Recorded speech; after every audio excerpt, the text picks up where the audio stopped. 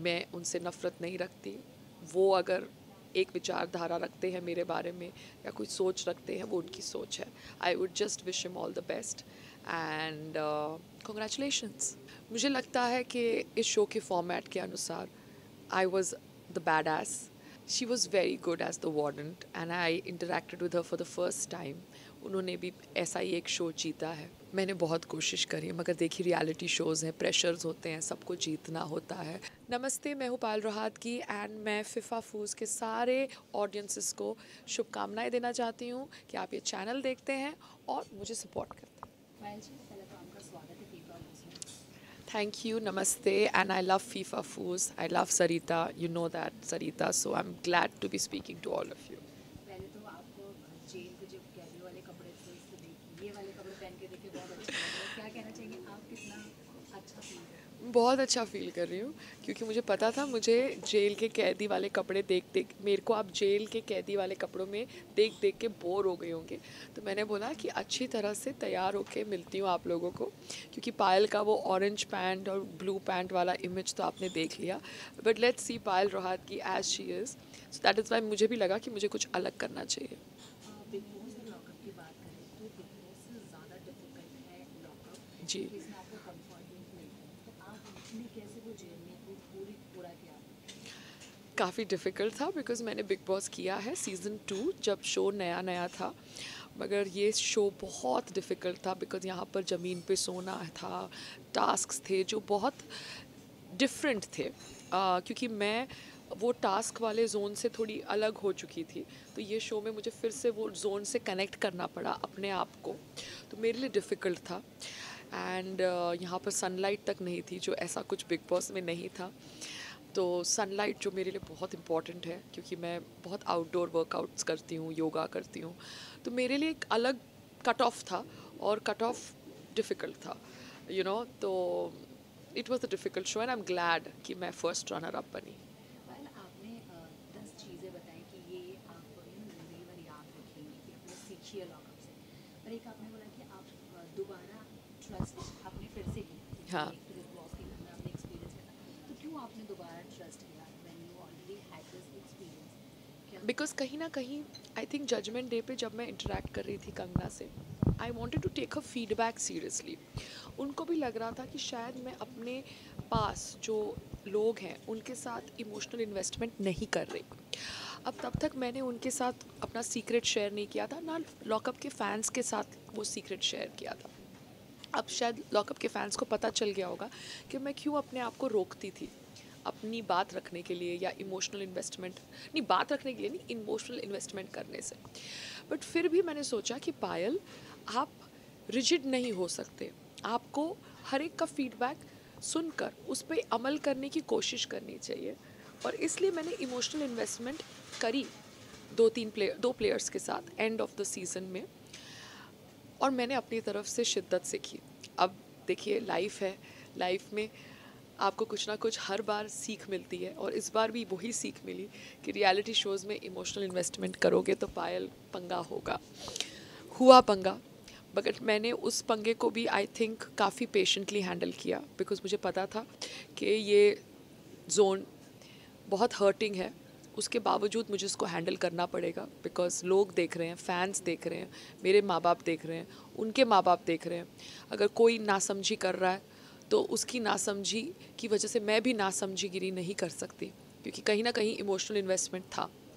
But then ये बात फिर से साबित हो जाती है मेरे लिए कि पायल तो इमोशनल इन्वेस्टमेंट रियलिटी शोज़ पे कम करे या ना करे तो बेटर है। और आगे से आई होप कोई होस्ट मुझे ना पूछे कि पायल आप रियलिटी शोज़ में इमोशनल इन्वेस्टमेंट क्यों नहीं करते, अगर मैं कोई रियलिटी शो कर रही हूँ।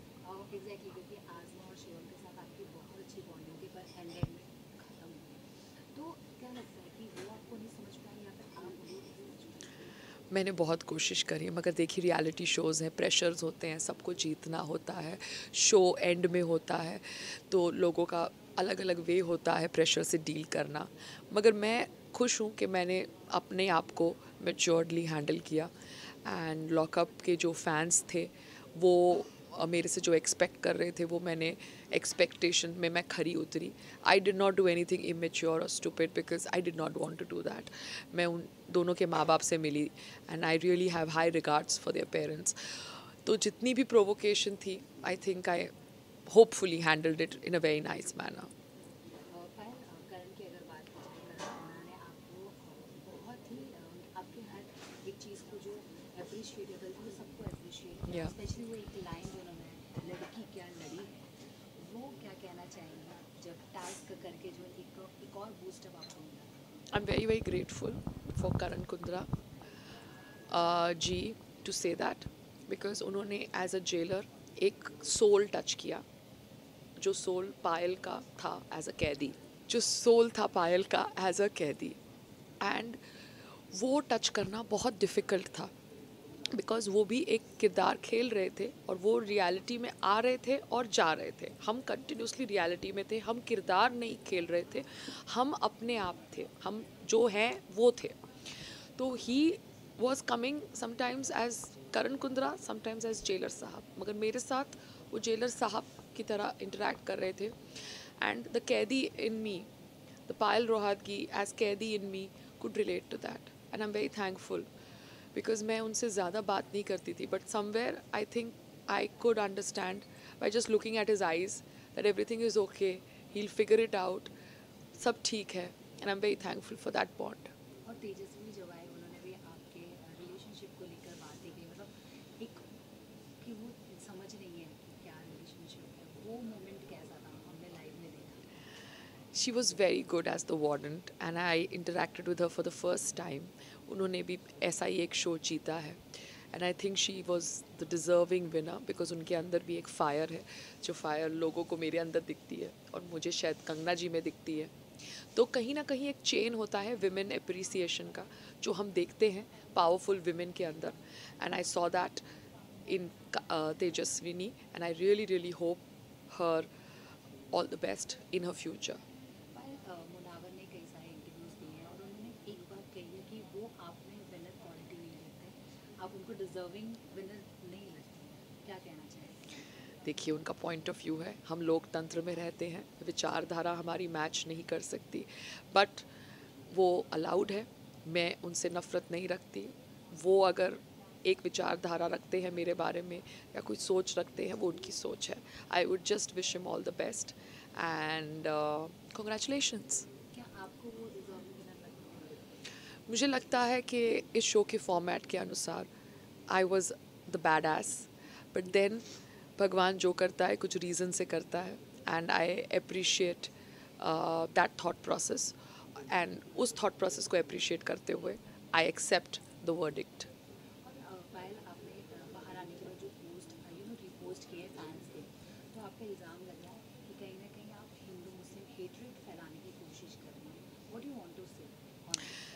देखिए एक टीम अकाउंट है, एक टीम अकाउंट है पायल का. अब उस पायल के टीम अकाउंट पे पायल के फैंस के पॉइंट ऑफ व्यूज़ हैं.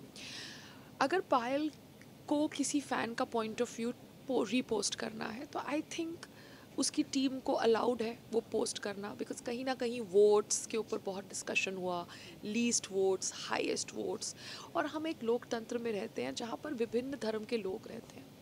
अगर कोई थॉट प्रोसेस है जिस थॉट प्रोसेस के ऊपर कोई फ़ैन बात करना चाहता है तो व्हाई नॉट. अगर जब तक हम उस थॉट प्रोसेस को एड्रेस नहीं करेंगे हेल्दी तरीके से हम कैसे उसका सही और गलत समझ पाएंगे. सही और गलत कोई भी थॉट प्रोसेस का समझने के लिए उसके ऊपर चर्चा करनी ज़रूरी है, मगर हमारे देश के अंदर चर्चा करने से लोग डरते हैं, थॉट प्रोसेस को डिस्कस करने से लोग डरते हैं और कहते हैं कि ये हिंदू मुस्लिम है. क्यों?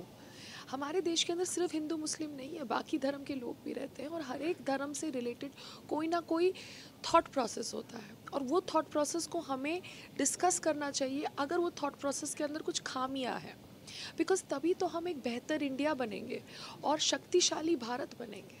तो I think that is the crux of that entire discussion that you want to do about that post. जाते जाते एक सवाल है कि आपकी जो लॉकअप में जर्नी रही, एक ऐसा मोमेंट जब आप टूट गई थी, आपको लगा कि आप नहीं कर पाएंगे, अब जाना है मुझे इस चीज़ से. आई थिंक जब मेरी इमोशनल इन्वेस्टमेंट का दुरुपयोग किया गया जब मेरे सीक्रेट्स का दुरुपयोग किया गया और उन व्यक्तियों द्वारा जिनके साथ मेरा इमोशनल इन्वेस्टमेंट था, तब मुझे बहुत बुरा लगा। मगर तब एक सुपर कैदी नहीं सुपर फैन आया, and she was a lady, and I had an interaction with her, and she was so powerful that she gave that positive vibe to me, and I was very thankful at that moment. And तभी जाके मुझे realise हुआ कि मेरे खेल के साथ कितनी सारी लोगों की आस्था जुड़ी हुई है, भावनाएं जुड़ी हुई हैं, and I have to fight till the end. Whatever may the result, I have to fight till the end. ज़्यादा से ज़्यादा फैंस को क्या कहना चाहिए जो सपोर्ट किया? Thank you so much for supporting me, and I really appreciate your love and hard work for me. Keep supporting me because आगे मैं भी बहुत काम करूँगी और हर काम में मुझे आपकी सपोर्ट की ज़रूरत है। खतरों के खिलाड़ी I don't know. I just hope that whatever is best for me should happen, and you should support me because I am what I am because of your support. Thank you.